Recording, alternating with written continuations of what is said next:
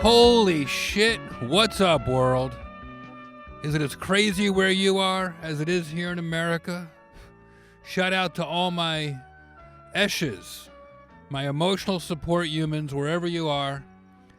Here in the United States, it's hurricanes, wildfires, almost 200,000 people dead from the plague. Suddenly, all our personal problems are put in perspective. And friends we may have forgotten about or taken for granted suddenly seem so important to our very existence. So reach out to people. Don't even think about it too much, even if it's just for a few minutes. Hit them on FaceTime or write them a note. Send them a little gift. Just let them know that you're thinking about them. You never know what people are going through. And let them know that you're there for them. Doesn't have to be much. As my Pop Jack used to say, a little bit goes a long way. Sadly, he was talking about my dick at the time, but we have a great show planned. We are not in the podcast bunker. Instead, to honor social distancing, we are outside in the yard. I'm joined by my cousin Ed. Hi, Ed. What's going on, buddy? Great to see you, pal. Hey. We're here with our roast battle partner and brother and my pal, comedian Brian motherfucking Moses. Yes. Social distancing. Thanks for coming, buddy. Curse words outside. We already got flagged. A little later, I'll also talk to an actual rookie firefighter fighting the wildfires up in Oregon. A 20-year-old man who also happens to be my nephew, Jared. But before we do anything else, I feel like we just got to get through it together. I say life is hard, but we're getting through it together. This is a tough one. We must pay tribute. We must pay respects. Movie fans had a very tough loss this week. It's time. Chadwick Boseman, roast in peace.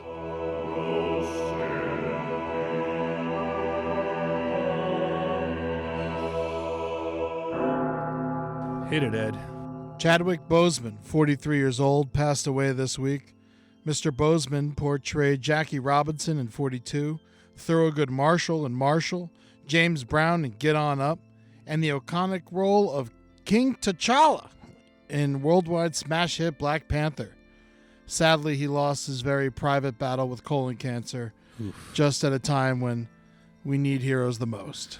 Man, dead at 43 from colon cancer. Too bad better doctors couldn't assemble. Fuck the Avengers. Assemble some lawyers. We lost the world's only likable person named Chadwick.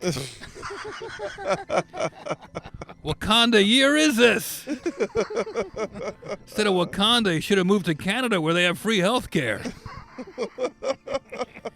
Poor Chadwick. He played a superhero that's a giant cat.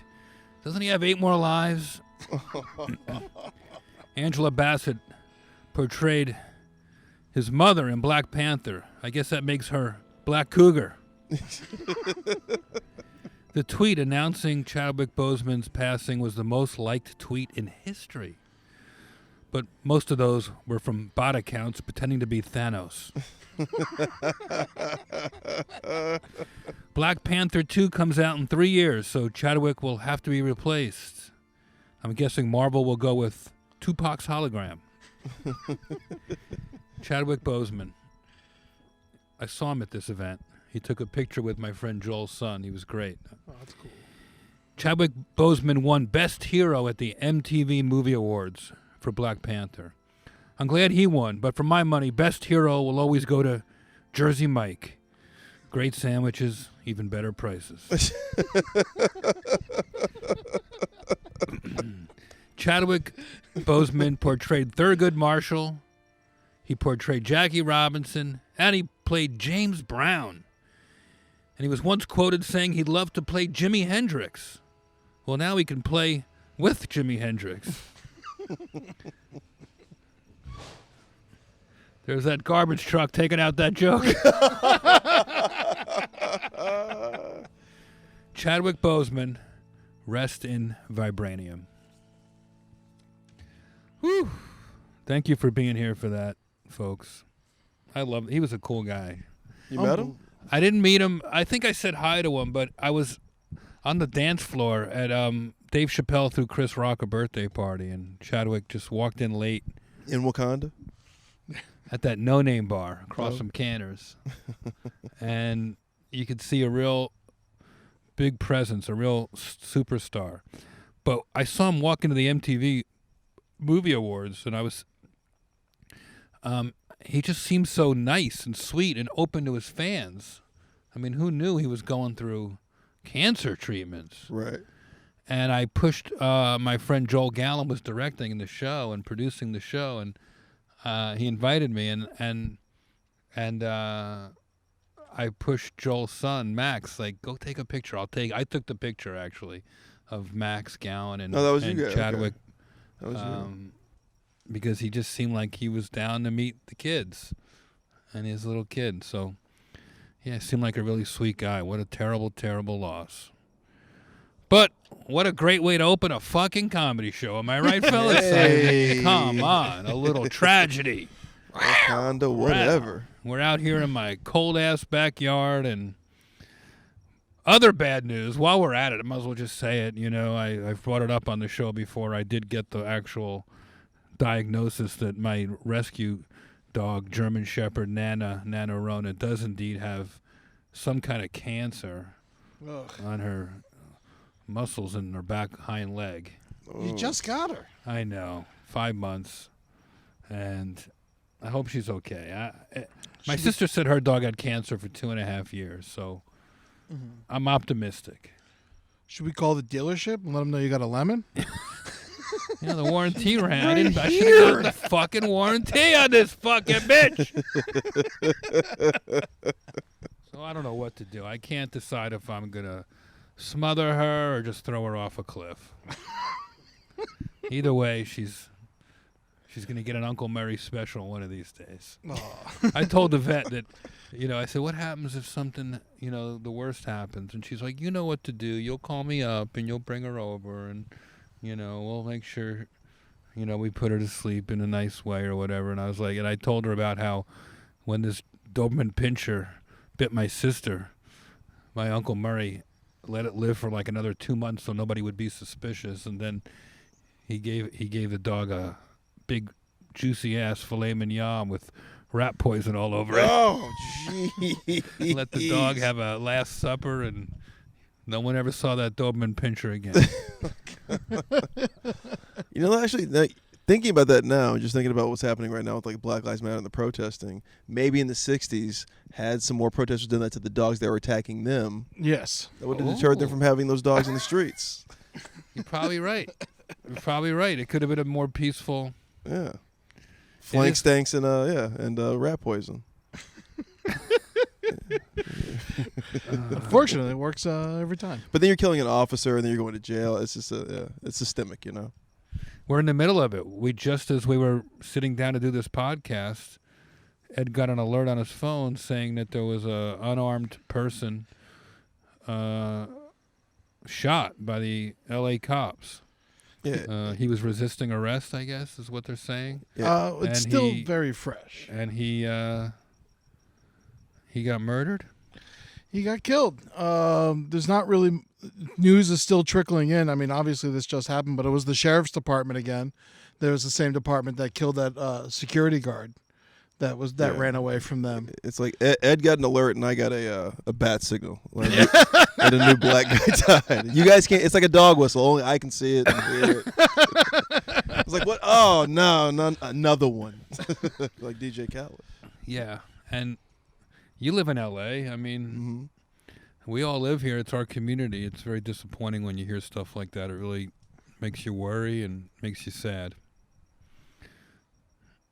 I mean, maybe these cops just got to get faster. Just so they can chase after people. Yeah, instead of shooting them in the back. This is crazy. Yeah. We got to get some running shoes for the cops. Just don't do it. But you gotta think about it. It's just like, if you can't stop a kid on a bike, you're What not a about- good enough cop. It's also like, what about live to fight another day kind of thing? I mean, I don't think somebody has to necessarily die unless that person is pointing a gun at you or a crowd. Yeah. But In for other the words, most let them part, go, right? yeah, it's like if they have nothing on them, I mean, then it should be a fair fight and they should have their day in court. Yeah. Yeah, And if that's- they are the yeah. criminal you say they are, they will commit another crime. Yeah, also, like, if a perp gets away, you can get a warrant to go get that guy and go bring him in with more manpower if you can't get him in that incident. Yeah. So it's just they don't value life, human life, black human life, and I think that's what this whole movement's about. I find it very suspicious that it seems to be the sheriff's department every time. What do you think that is? What is know. it about the sheriffs as opposed to Yeah, it's the not regular local cops. cops? Yeah, they don't live. The sheriffs are coming from out of town. They don't know these people. You You that know, could be it too. they don't. It's not like like a local police department. Like someone who polices just their town, knows the people in their town. Sheriff comes in, he could be from anywhere. He could be from halfway across the county. Right.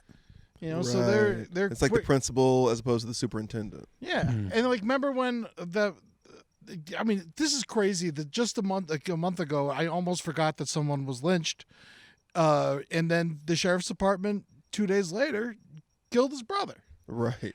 and that was the Right. sheriff's department, and then the sheriff's department also was the ones that killed the security guard. It is a troubling, Los Angeles sheriffs. yeah, Yeah. at the They're notorious for LASD. a lot of their dealings. Yeah. Not letting the LAPD completely off the hook, but it seems like it's been Yeah. one-sided pretty recently. I've got some family members who've been to who've had it in for the sheriff's department. They say they're a little racist and a little. Your friends say the family. Your my family family, has yeah, said my that. family, yeah. They're because I had a cousin who was in a gang, and then he would always tell me, he's just like, yeah, the sheriffs. He's like, that's kind of more the problem. What's going on? Because those guys, they really do feel like they're above the law, and they don't care who they're hurting. And it doesn't matter what color. I mean, it's normally black and brown people, but yeah. So that could be it too. I mean, they also used to recruit, KKK members from like the South. So there's that tradition a little bit of just like getting the most racist dudes to go into these neighborhoods and just beat the shit out of people. Yeah. I remember when we were in Boston doing the documentary about the Boston cops. One of the black cops said he didn't want to. He gets a lot of pressure from his family to quit, but then he says if I quit, I get replaced by a white guy, almost definitely, because there's just not that many black cops. The cops, policing needs to reflect the community. Absolutely. And it doesn't. I don't know what the answer is. I don't either. It's terrifying. Are you scared as a black person walking around? Are you more scared than you were 5 years ago? No, I think I'll quote the great Carlos Miller, our friend from Roast Battle and 805 South fame. It's dangerous being black, but this shit is fun. Right. It's fun. I mean, I don't know. Okay. I think LA is just different. LA right now, just if you walk around, it looks like Escape from LA. There's people just living on the streets. It's like California. I just was driving down Ventura Boulevard the other day, and I just saw two people, just grown-ass men fighting. Yeah. And one guy clearly did not want to be fighting. The other guy was clearly wanting to be fighting. So then you hear about stories of the homeless thing is even worse than ever. Dude. Shout out to our friends at the Midnight Mission.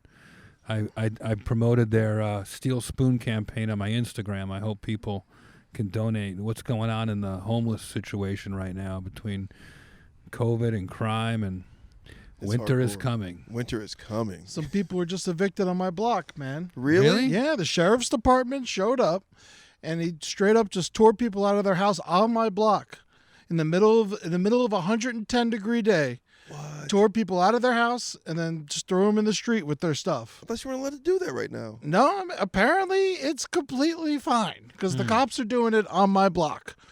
And then you look down the street, and then the encampments next to my house are bigger than they've ever been. It is, yeah. It looks like the movie Kids outside. And they all got all their shit with them. You could tell, like I saw a guy who was clearly new at being homeless recently. I've seen a lot of that too, yes. You know, it is scary. Yeah. At the beginning of the year, it was 16% of the population of Los Angeles was homeless. So that's 65,000 homeless people in Los Angeles. They say right now it's jumped about 10%. So you're saying a quarter of the population of Los Angeles is homeless. Jeez. That's probably 100,000 people. Yeah. That's a big suburb. No, it's an immense amount. It's bigger than any football stadium in this country can hold. Yeah. You know, we have a problem. So I think that's also the leadership in California is saying, hey, we need to shut down and people need to stay inside the house. But it's like, dude, there's a whole community living outside. I just got a great idea. We should send our homeless people to fight the wildfires. Hey, We're give them a job. We're already sending our prisoners. Yeah. Did you know about that? And our family members. We are. Yeah. You know, there's plague, there's hurricane, there's tornadoes, there's a homeless breakout, there's violence, and there's wildfires. They're in California, they're in the Pacific Northwest. There was a fucking tornado of fire in Los Angeles 2 weeks ago. Like that is straight Satan. This is some straight up Or gay Satan. This is some straight up end of times.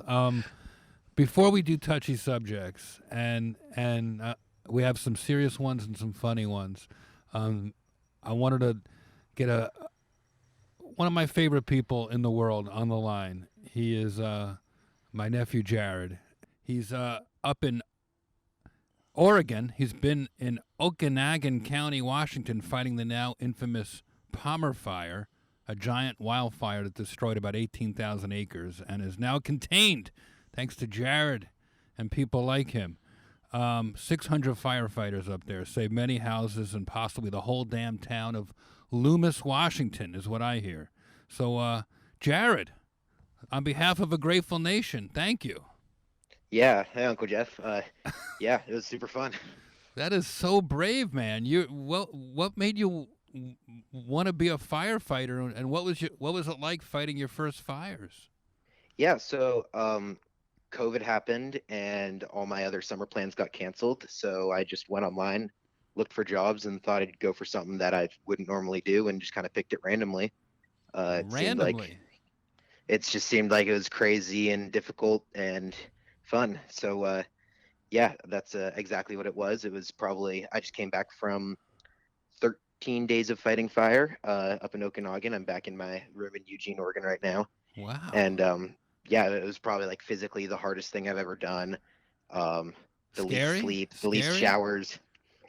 There was a few moments where it was pretty scary, like the fire was right there. It's not all like heroic and like right in the face of the fire, but there was one day where we were kind of like right on the fire line, could feel the heat from it. Wow. I'm afraid of fire, man. I'm really impressed, Jared. Yeah, it's scary. Huh. Wow. So what was going through your mind when the fire got close? Were you well trained and confident, or were you like, what did I get myself into? So there's one particular day where the fire got really close. It's kind of a crazy story. So there's this house, it was like a farmhouse in the middle of nowhere in Okanagan County.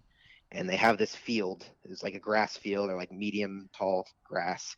And it's on fire and the fire is just going towards their house. And so me and my crew of 20 people had to dig like a trench. So we like dig a dirt trench between the fire and the house. Wow. And since it's just a grass fire, it hits the dirt and it stops. So that was kind of like our fire suppression tactic for that day. So wow. the fire hits the dirt and it stops. And so we rush down to this field to try to save the house from burning.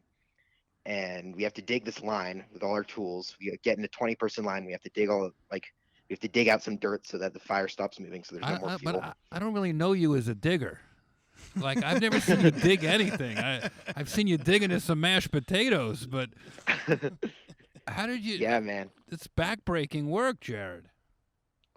So yeah, it was crazy hard. But so yeah, we get down there, and within 10 seconds, someone with one of their shovels hits a wasp's nest, and they just bust out and they swarm everyone on the crew, and we just have to keep working while getting stung. And Oh man.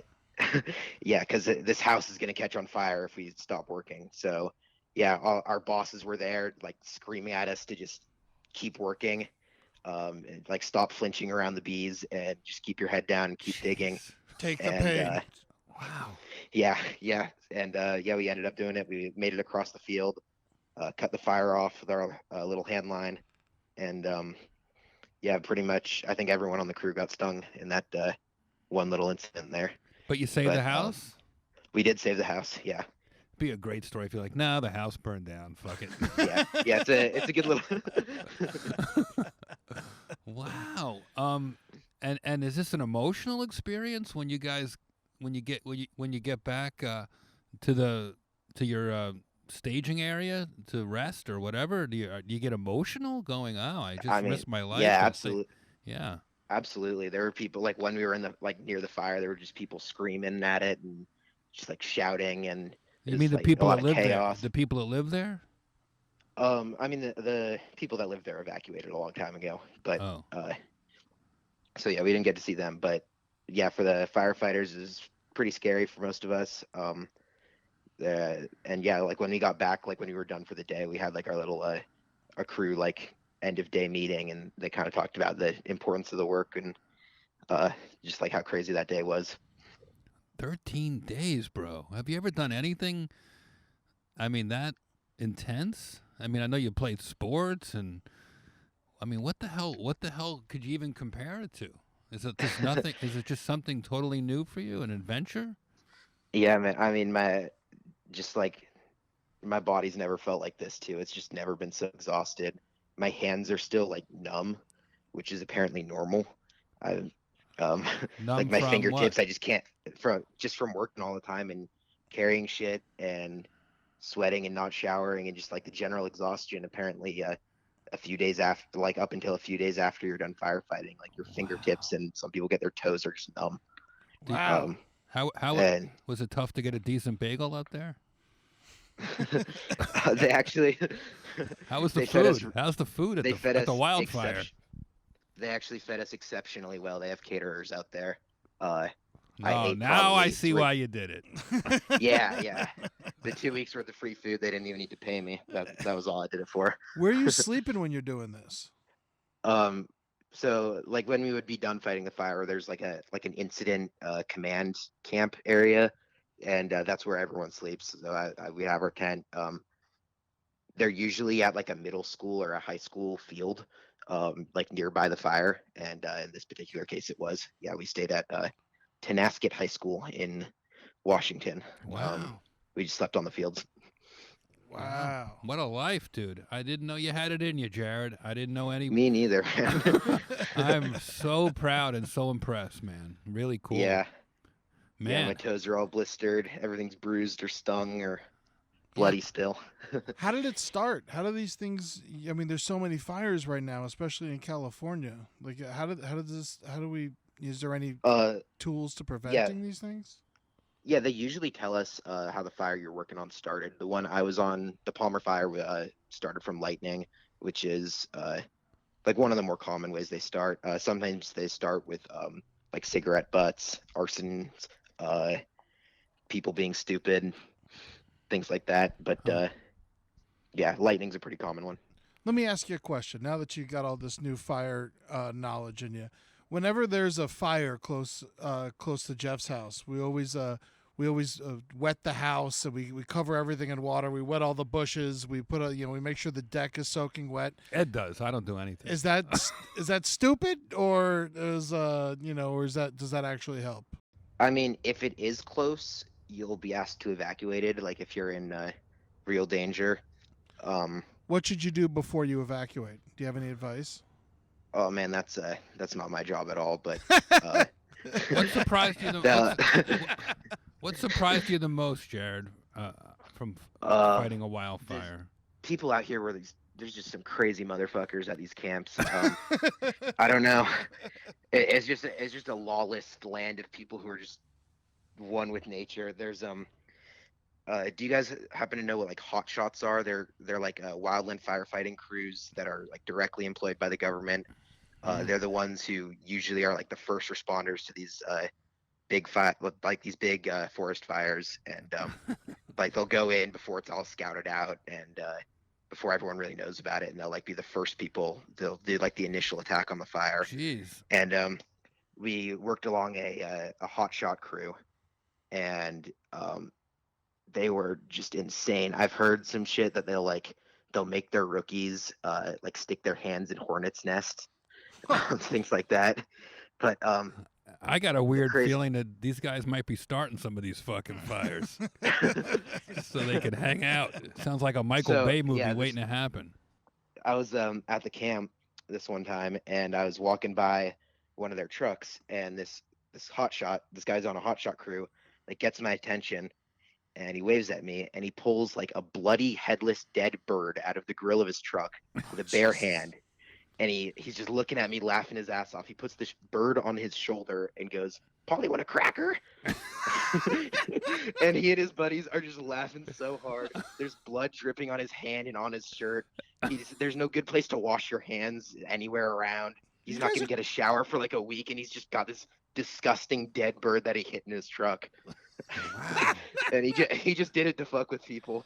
Wow. So yeah, that's what a lot of the guys are like out there. But you were raised kind of in, on Bainbridge Island, so you know what it's like to see some rustic weirdos, right? Not like that, man. Wow. No. Well, here's a people big on Bainbridge aren't like that. Here's a big question. I mean, now that you're a hero and you've fought off these fires and saved houses and seen it all at the front lines, I mean, how's your love life? Oh man, I put Wildland Firefighter on my Tinder before right after I passed training. Wow. Before I had anything to boast about, I just passed the training. I put it on my Tinder. Yeah, man. Good call on becoming a fireman. Are you going to keep doing this? Yeah. I mean, it was pretty fun. It pays pretty well. So yeah, I think it'll be like my summer job throughout college. And that's the plan right now, at least. Well, be careful. Are you on call right now? Can you get the call any second? Yeah, I should be heading back out within 48 hours. I'm on my rest period right now. So yeah, anytime they'll call me, then I'll be heading back out. How much pot can you smoke in 48 hours? For me, it was what I had left before I headed out to the last fire. Right.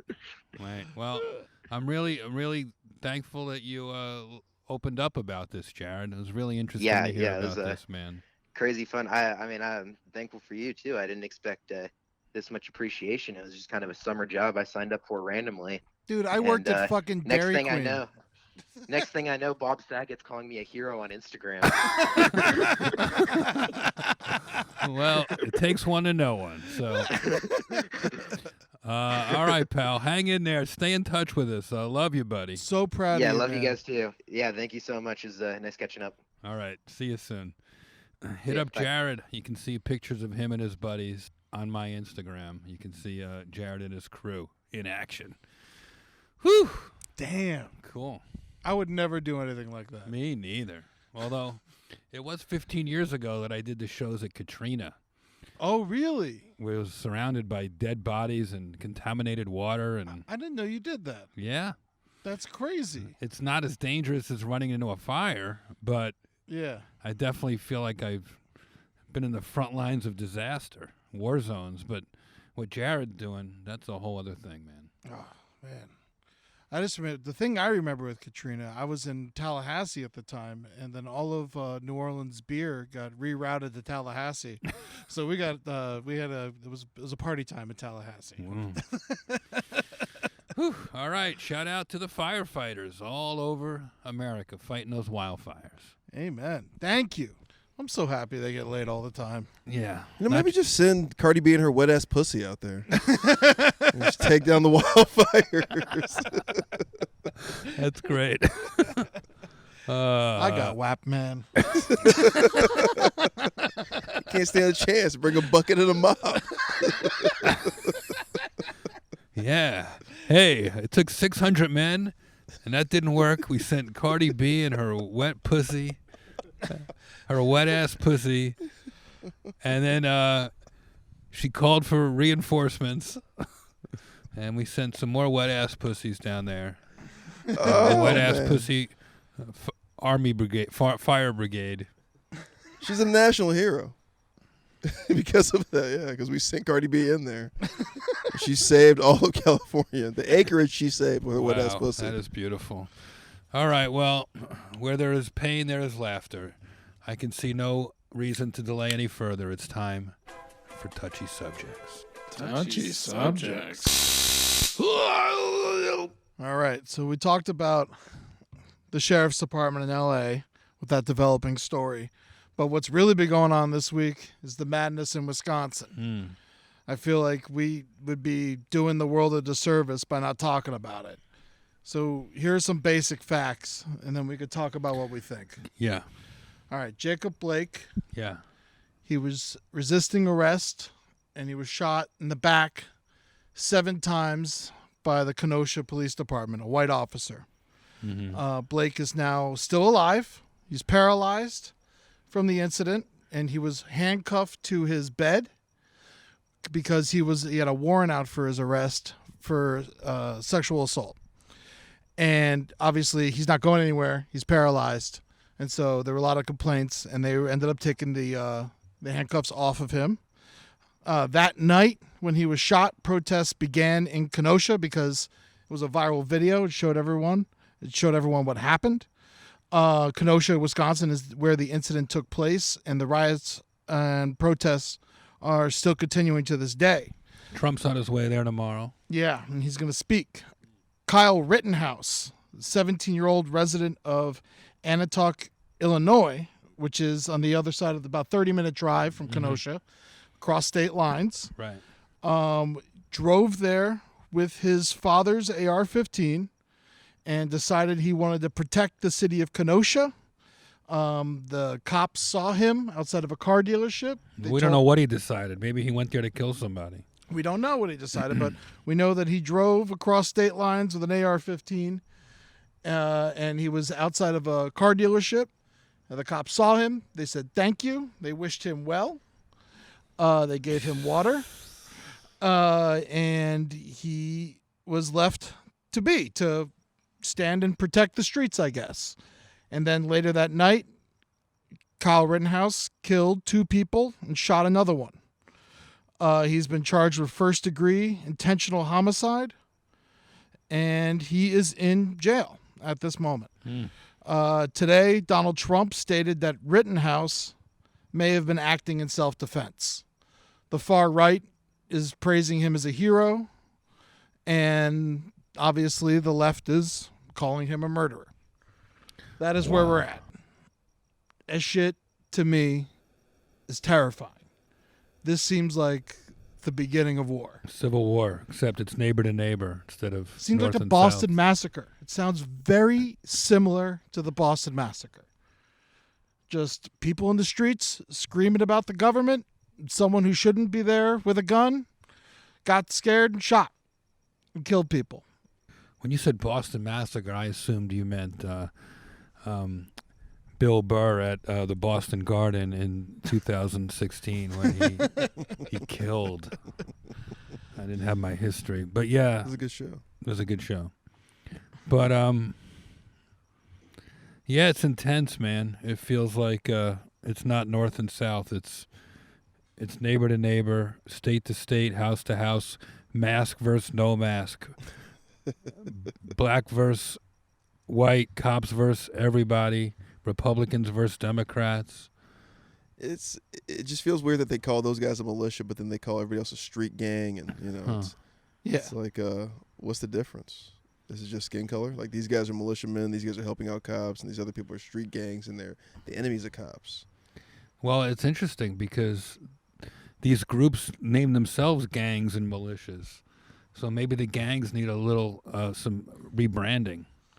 Well, I don't think the Crips or the Bloods call themselves a street gang per se. I think they were called that by the cops, and they were just like, they took that as an empowerment symbol, being like, yeah, we're a gang, like we're the mob. You know what I mean? We're a gang. If you call us a gang, fuck it, we're a gang. You know? Yeah. So I think they would say you guys are a militia. They'd be like, fuck it, we're a militia. We'll be that. Right. You know? Yeah. We're the Right. Crips militia. 85th chapter. Yeah. What See, is the thing a- is, their wh- guns aren't really registered. Right. Was this kid's gun? Did he have a legal AR-15 at 17 years old? It was his parents. Hmm. But He's still underage and he's still crossing state lines though with them, right? yeah, So there's that. And he's also out after curfew. and what? When I was his age, I got arrested for staying out after curfew so I could go dress up and go to the Rocky Horror Picture Show at midnight. Man, I can't even relate to what this kid was doing. He's obsessed with police. Yeah. His He's a hell of a shot, it sounds like. Jesus, already at 17. I'm a terrible shot. I'm like, not to discount anybody that's dead. I'm just saying it's incredible what the kid's doing out there in the streets. Protecting himself or not, having a gun or not, it's just, I don't know. That just seems very, it's a hard situation. It's a hard situation on both sides, everybody. Yeah. You know, the victims of the people who were murdered. Kyle Rittenhouse's family. That's tough too. And then people politicizing it, I don't think is right. So, I mean, they'll probably get the gun back. Not only are they politicizing, but the guy running for re-election is going there. yeah, I've never felt anxious or nervous for a president to go somewhere and be like, oh, this can't be good. You know, Yeah. Like, I think the only time I felt like that was after George Bush was there, and then Kanye West says the whole thing about George Bush doesn't care about black people. And Right, you're during like, ooh. Katrina, 15 years ago this week. Yeah, like you don't really feel so anxious about a president, you know. I mean, that's like the one. I mean, I can remember like, you know, those are my formative years. So I remember like Bush being like the guy, and you're like, oh gosh, whoa, I doesn't care about black people. That's okay, wow. And now you see this, and like everywhere this guy goes, you're always anxious and nervous about like, is there gonna be a fucking massacre here today? Yeah, yeah. I mean, we think about Obama when he went to that church in South Carolina, when that kid shot up that church, by the way, with a gun owned by his parents. He just went and he sang Amazing Grace, and he hugged and he cried, and he, you know, you just can't help but just be terrified. He hasn't even gone to the family of Jacob Blake.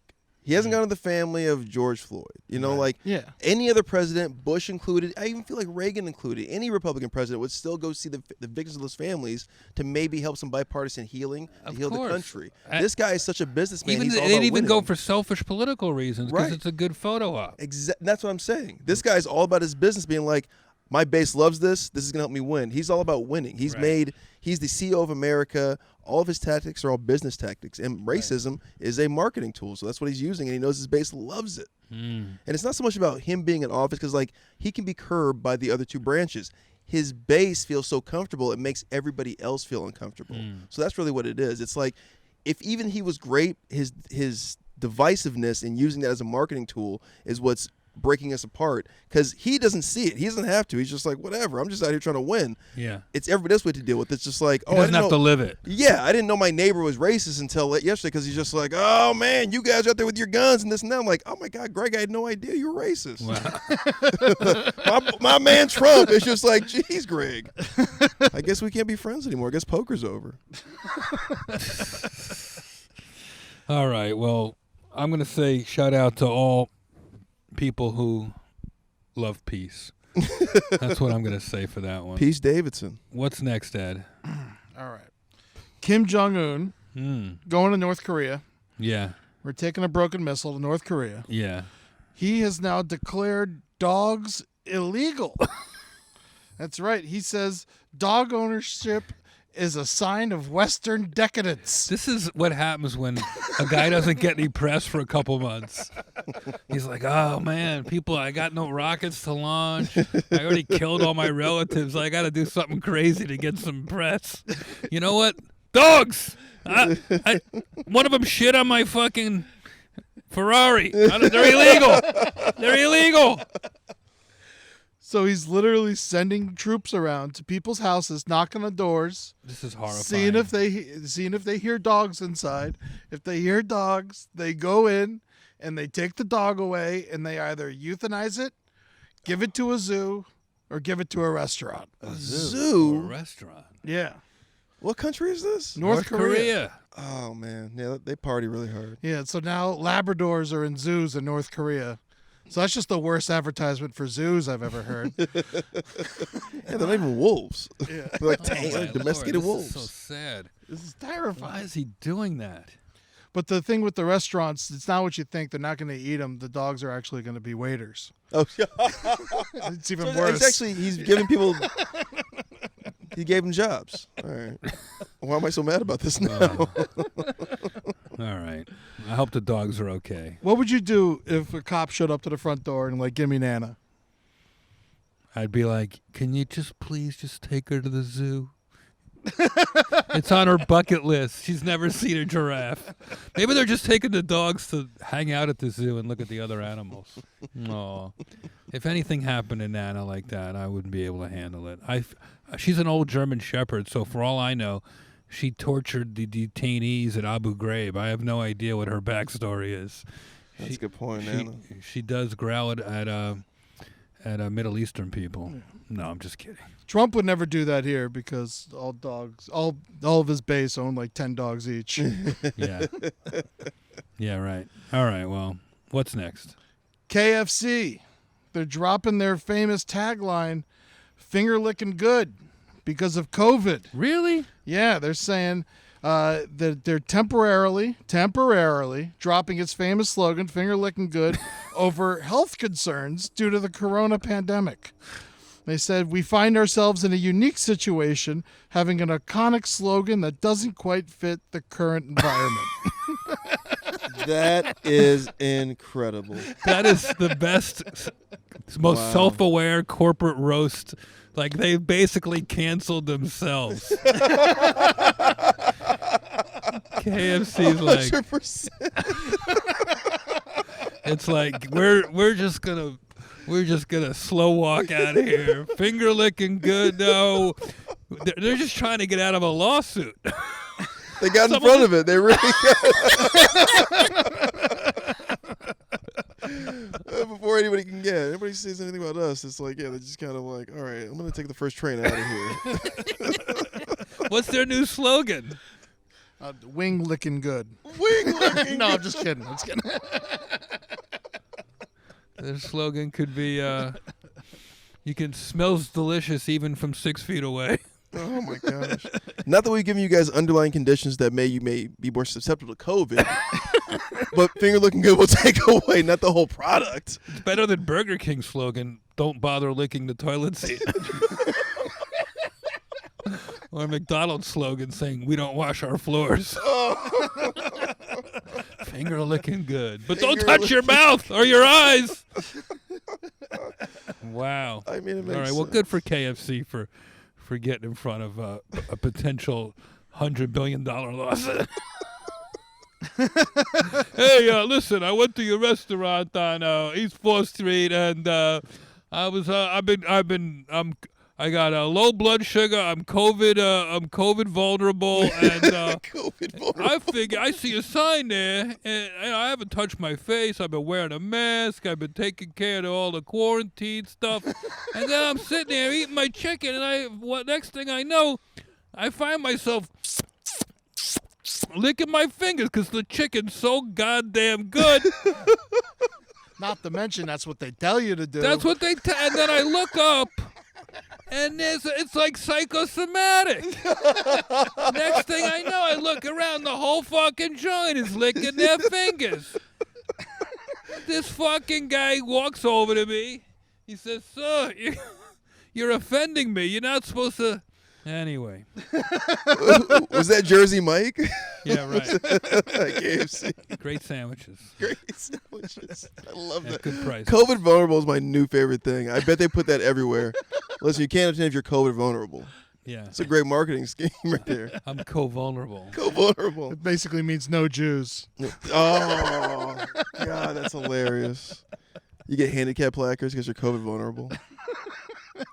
Excuse me, is this the COVID vulnerable section? Anyway. COVID vulnerable. What's Somebody next? check my blood sugar. All right. Woman, are you ready for this? This is TMZ had this story. This is great. Yeah. A woman was declared dead, found alive in the funeral home. What? That's right. All right. A 20-year-old Detroit woman was declared dead after 30 minutes of CPR was found alive and breathing at the funeral home. Weird, wacky stuff. The woman was found in her home unresponsive, declared dead, taken to James H. Cole Funeral Home right before the embalming process when her bag was zipped open, her eyes were open, and she started breathing. What the hell? The woman was reportedly taken to a hospital, and her current condition remains unclear. Her family was notified later at the Mercedes dealership that they did not inherit the money that they were in such a rush to bury Nana. So wait, this is in Detroit? Hold on, hear the coyotes? Sound like they're coming from that direction. Oh, I thought they were replaying the VMAs. Oh, yeah. I know what was happening. They're definitely killing something. We got coyotes out here, bro. Wow. Well, this is They're fun. homeless This too. has been a very fun outdoor episode of Thick Skin. Really appreciate you, Brian. I think we have one more touchy subject. We have two more. Okay, good. All right. John Lennon's killer, Mark David Chapman, was denied parole for the 11th time. Yeah. Mark David Chapman, the man who murdered John Lennon in 1980 and sentenced to 20 years to life, has been denied parole for the 11th time. CNN reporting from a hearing in 2018, Chapman said he felt more and more shame as the years passed. Chapman confessed to shooting and killing Lennon while waiting outside Lennon's apartment building in Manhattan. Lennon signed his then newly released double fantasy album for Chapman hours before Chapman shot him 4 times in the back upon his return home. Chapman was arrested on the scene without incident, and he pled guilty to the shooting. I can't believe he shot him before he listened to the album. 'Cause I listened to it. I would have understood a little bit more, maybe. Never mind. It was actually a great album. It was a terrible, terrible thing to say. I'm sorry. It's all right. What are you going to do? I'm sorry. I mean, are the Beatles royalties paying for him being in jail for so long, or are we paying for it? Is it taxpayer money, or is it like the Beatles royalties are paying for this guy to be in Good jail? point, Brian. I mean, the taxpayer money is paying for him to be in I'm prison. saying, like, what if I'm not a Beatles fan like that? What if I'm a Beatles fan, but I'm not a John Lennon solo fan? Yeah. Do you think he should be out?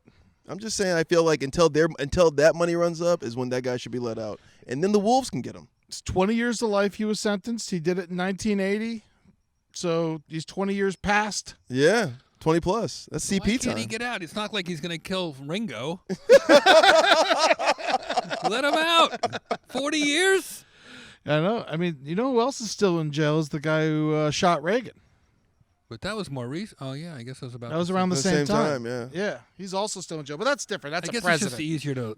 Yeah, Because as a you president. let these guys out, they become major tabloid figures. Oh, yeah, he's just gonna and targets. Yeah. Yeah, he's just gonna go move in with OJ and do like Yeah. horrible book signings But in he- Vegas. They could also get killed themselves. It's scary, right?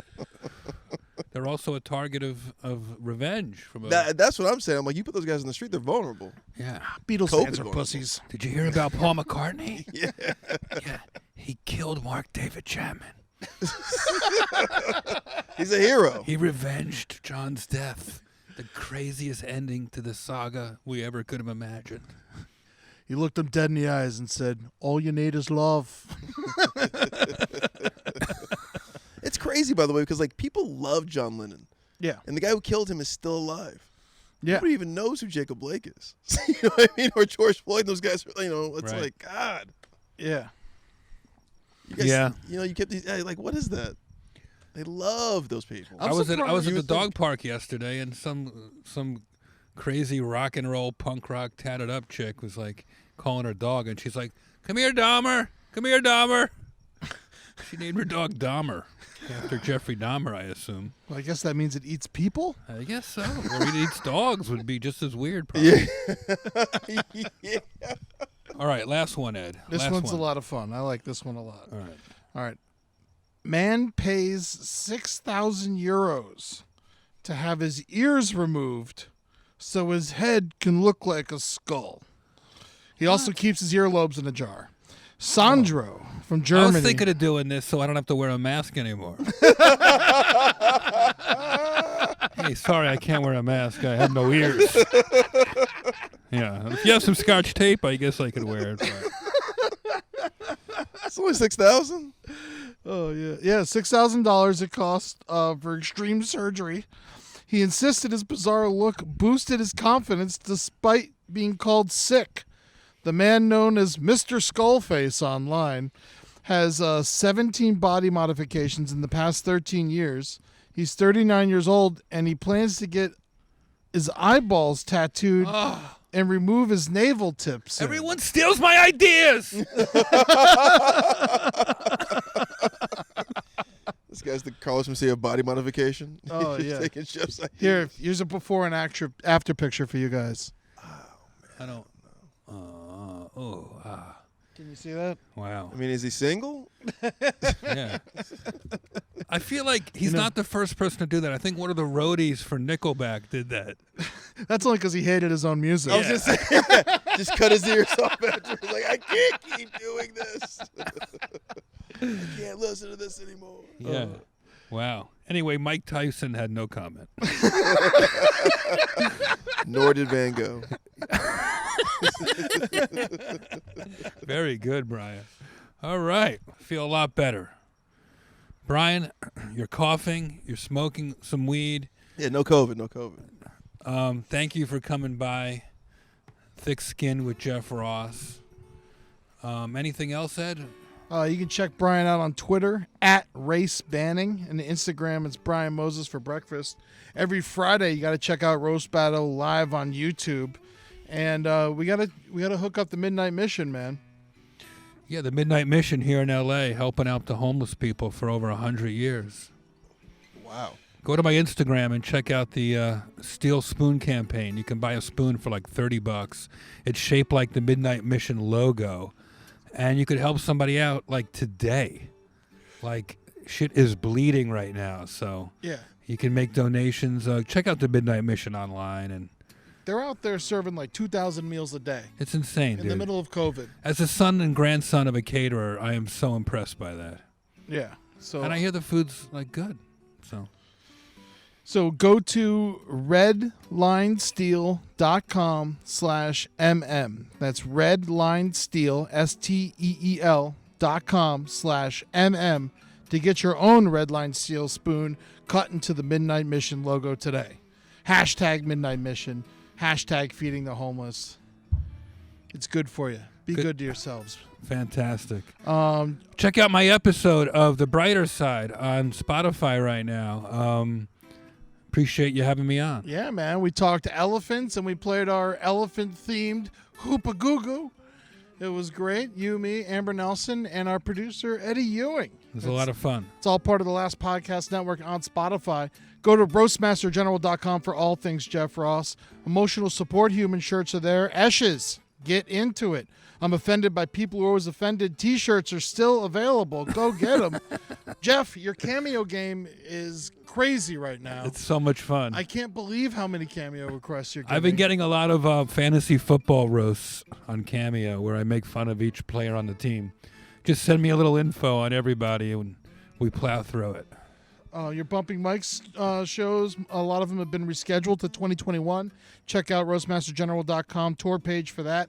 Rate and review us on iTunes. Subscribe to our YouTube page. And email us if you want to talk to us and say hi at thickskinwithjeffross@gmail.com. Twitter @thickskincast.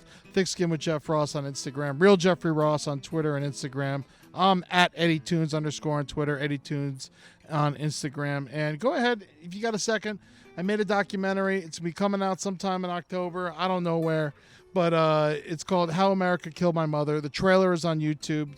Check it out. Give me a like. And I love you. All right. Thank you, Brian. Thank you, Eddies.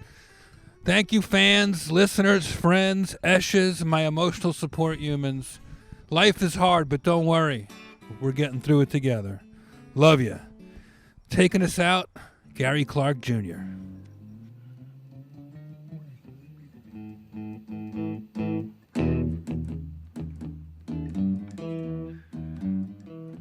Damn. I'm in New York, talking the talk. I'm doing the podcast, full tank of gas. I got Cousin Ed and Gary too. I got the thick skin blues. Having a drink. My armpits stink. Hey. I'm feeling so good, I'm in the hood, I don't want it to end. I got the thick skin blues.